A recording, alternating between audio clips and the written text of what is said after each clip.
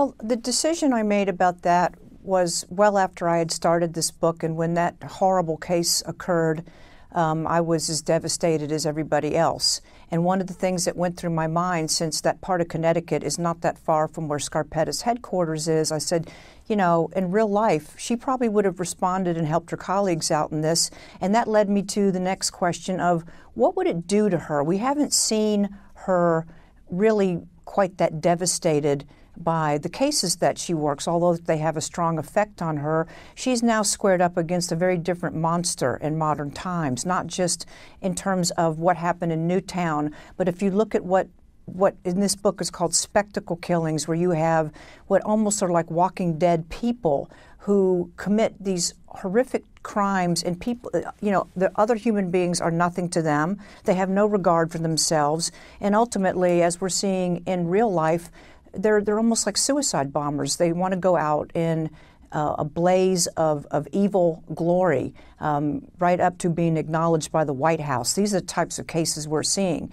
And this is not something Scarpetta was ever up against in the early days of her career, but it is the types of cases that she would be working. So what we see in the beginning of Dust is not that case itself, because I never take you there. We see the aftermath and her own emotions when she comes home and immediately comes down with the flu, and she's trying to recover both from the memories and from getting sick when the phone rings and she's off to work something at 3 o'clock in the morning.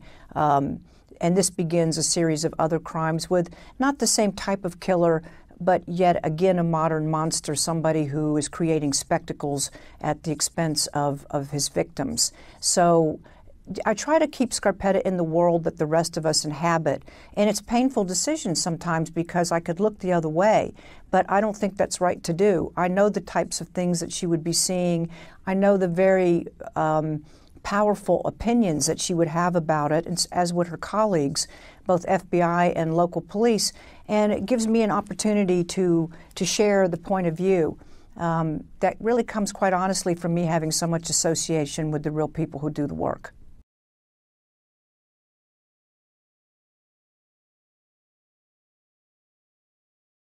Well, I think it is a really complex social issue, and there's not one easy answer of what to do about it. I know everybody thinks it will be fixed by gun control, but I promise you, I truly believe there isn't any one thing that's going to fix this. You have people who seem to be empty vessels.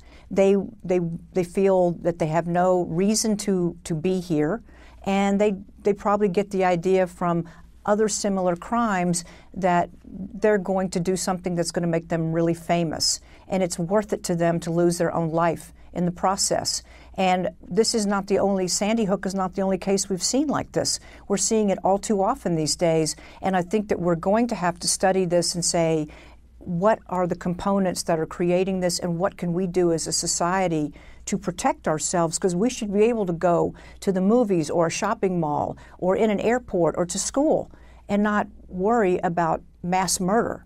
And this is a new problem, a relatively new problem in America, and the more it happens, the more it will happen. I do think that some of the ways that we handle it are not helpful. I think when you show video recordings of these people going through doing the shootings from, you know, what's on the security cameras, I think when the White House acknowledges these events, it's one thing to deal with the victims and the families later, but when it's, you know, the first thing that we're hearing is some statement from the White House, it's giving way too much glory and power to these very disturbed people, and there are always going to be others in the, you know, afterwards who are going to get the idea. And so we're going to have to really take a hard look at this, because I'm afraid it's not going to go away.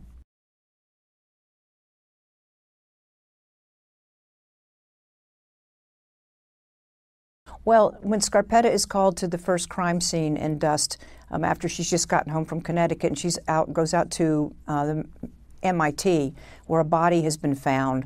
One of the first things that she does when she's examining the body without moving it or really touching it is that she shines an ultraviolet light, because sometimes that will cause residues and fibers and other types of trace evidence to fluoresce. And therefore you can see these things when you might not see it with the naked eye. And that's really important, because it might be something she wants to collect right there at the scene to make sure it's not lost by the time the body's transported to her facility.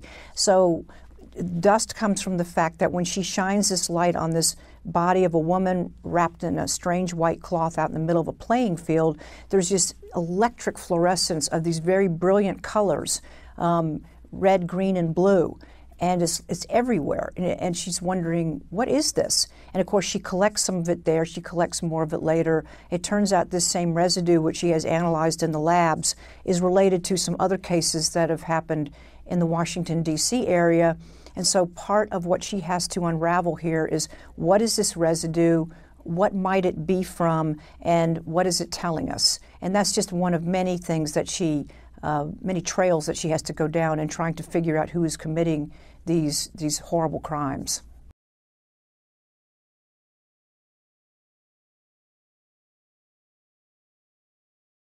Well, one of the interesting things in dust, and I've had this before, but I explore it in more detail, is that Scarpetta is using forensic imaging, because there are new techniques that are just beginning to be implemented in forensic medicine where we're using the same type of imaging on the dead that we use on the living. A good example are CT scans.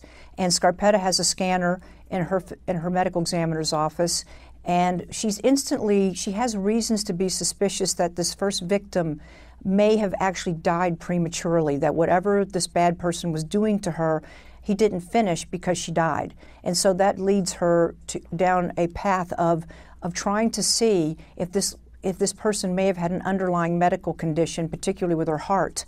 And so she does another procedure that implements forensic imaging. It's called postmortem angiography, where you actually inject a dye into blood vessels to see if there is a disease process going on, or even an injury that might explain something that happened to the victim.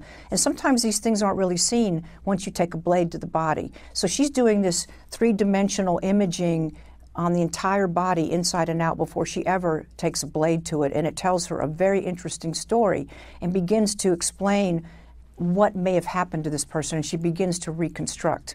So I did a lot of research on that with particularly the Maryland Medical Examiner's Office, where they actually are doing these scans and have one of these scanners. So it's been a whole new thing for me to learn about.